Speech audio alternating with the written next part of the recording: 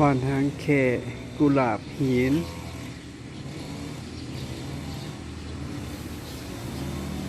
กุหลาบตัวนี้ขยายพันธุ์ง่าย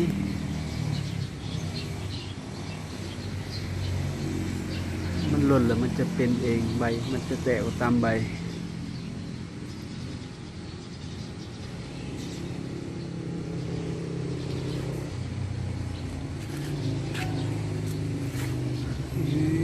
แตกออกแล้วตามใบมัน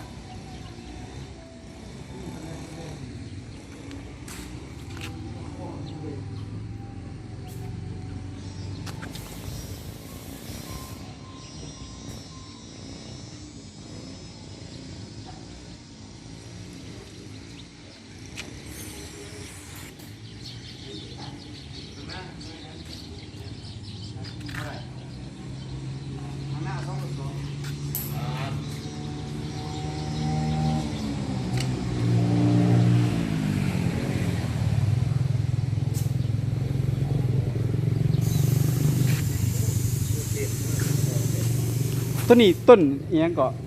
เต้นน้ำอันนี้ต้นนี้เด้บ่ฮู้ชื่อวะ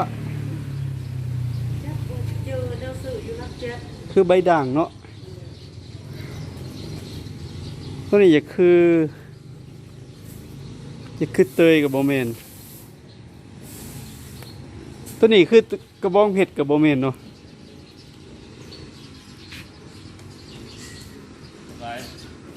ว่าตัวนี้คือกระบองเพชรกับโมเมนต์บ่มีแต่เห็นมันงามแหละซื้อล้นบ่เอามาแต่เวียดบ่ได้โอ้เอามาแต่เวียดนาม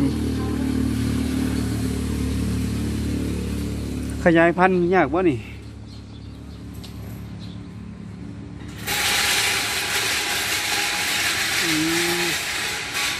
อันนี้งาม